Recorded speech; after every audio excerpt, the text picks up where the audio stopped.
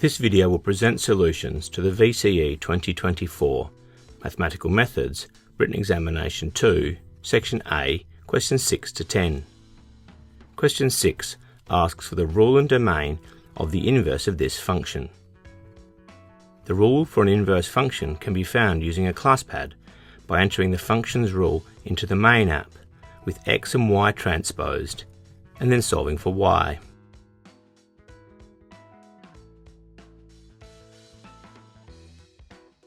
Tapping Simplify is good practice to make sure that the results we obtain are in simplest form.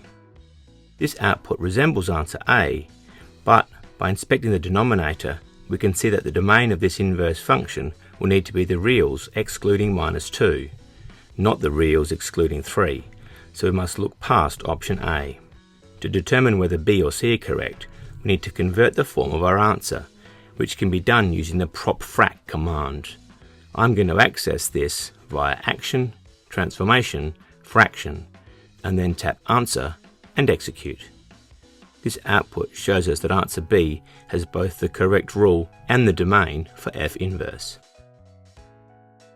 Question 7 relates to a binomial distribution associated with rolling a fair six-sided die an unknown number of times. There is a ClassPad program designed to answer exactly these sorts of questions.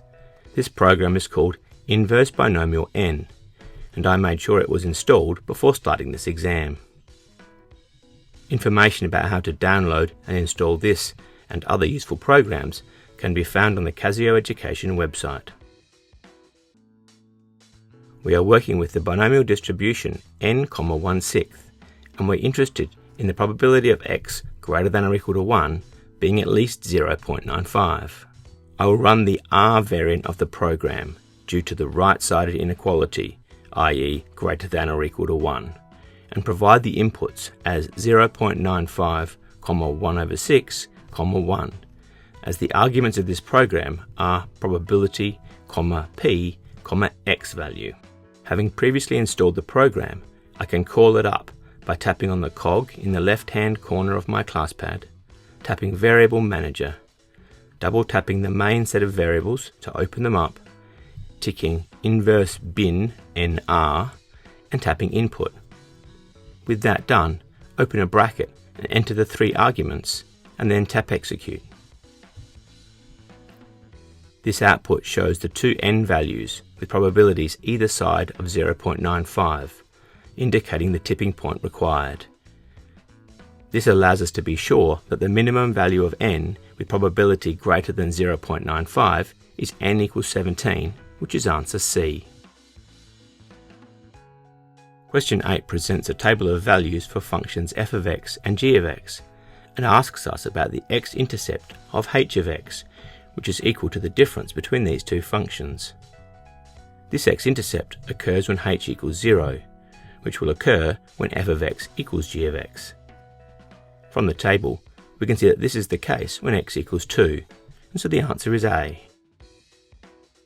Question 9 provides us with written information to use in determining a conditional probability. This conditional probability can be calculated using the idea that the probability of a student travelling in a limo, denoted L, given that a photo was taken, denoted PH, is equal to the probability of L intersection PH over the probability of PH.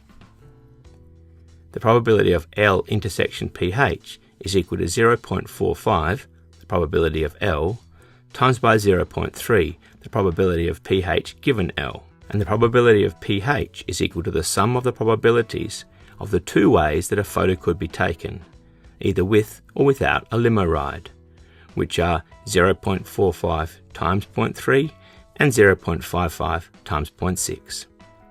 This fraction can be evaluated on my ClassPad giving an answer of 9/31, which is answer C. Question 10 tells us some information about a function f, in particular that it has a negative derivative at x equals 2, and so is decreasing at that point, and it has a positive derivative and so is increasing when x equals 4. As f is continuous, This means that it must have a local minimum in the region between x equals 2 and x equals 4. This minimum means that the graph of f will fail the horizontal line test, and so f will not have an inverse. This means that b must be true. Note, from the information provided, answers A, C and D could be true, but do not have to be.